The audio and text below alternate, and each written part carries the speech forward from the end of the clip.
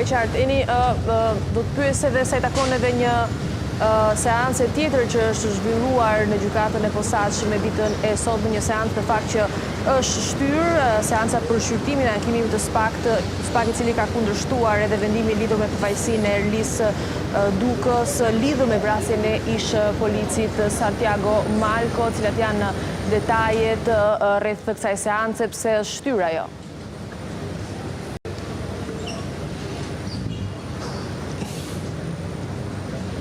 Seanca në fakt është shtyr për shkaqe procedurale, megjithatë SPAK vijon në fakt të qëndrojë mendimit se edhe Erlis Duka, ashtu si vllai i tij Leonard Duka, duhet të deklarohet fajtor dhe gjykata e apelit të ndryshojë vendimin e dhënë nga shkalla e parë, e cila e deklaroi të pafajshëm Erlis Dukën lidhur me akuzën e vrasjes së ish policit Santiago Malco, atje ku u dënuan edhe disa persona të tjerë bashkë me të vëllain e tij Leonard Duka. Seanca u shty, siç thash, për shkaqe procedurale, sepse nuk është bërë siç duhet njoftimi, siç kërkohet në fakt nga ana e ligjit, megjithëse Erlis Duka ka qenë një ndër personat më të kërkuar nga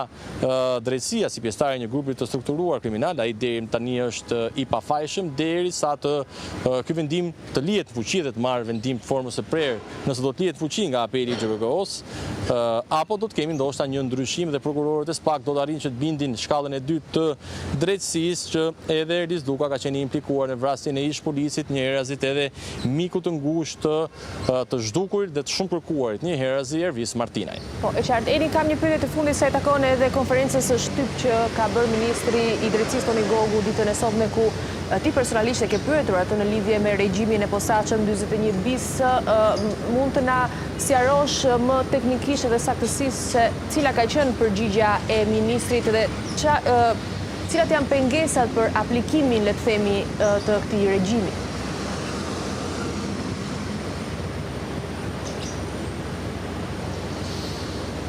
Regjimi ashpër 41 bis, i cili në fakt është një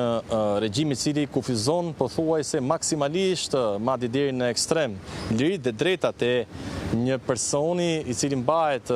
i dënuar, sigurisht që ka qenë një kryefjalë ndoshta e viteve të fundit sa i takon sistemit penitenciar, që kur nisi aplikimi në Shqipëri duke u bazuar tek modeli italian, ndërkohë që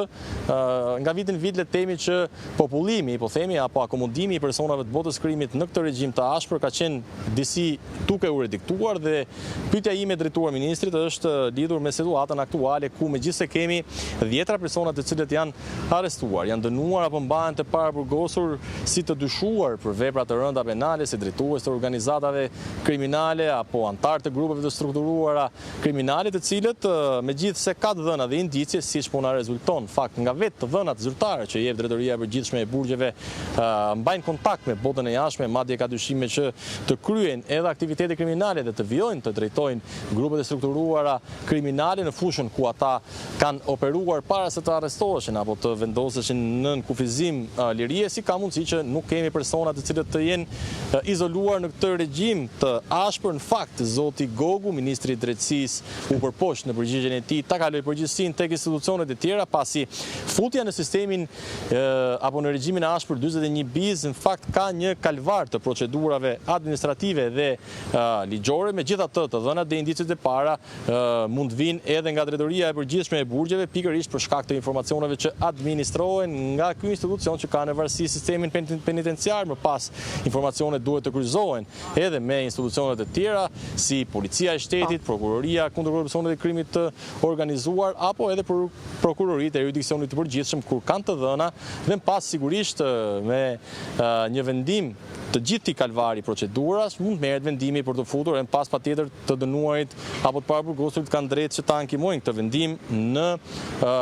gjykat, siç ka ndodhur dhe në të kaluarën. Sigurisht vendimi jepet për futjen në këtë regjim me një afat një vjeçar, siç ka patur raste ku personazhe kanë qenë pjesë e këtij regjimi, por më pas kanë dalë, pasi sigurisht është një regjim shumë i ashpër, siç thash, dhe madje ka vende të Bashkimit Evropian atje ku ne aderojmë, të cilat nuk e kanë aplikuar dhe nuk e pranojnë, pasi për disa vende, por në përgjithësi në fakt për vendet e Bashkimit Evropian Unionit është një masë ekstreme, po themi, e cila cedon të drejtat dhe liritë themelore të njeriu. E qartë, jeni të falenderoj për gjitha informacionet dhe për këtë raportim.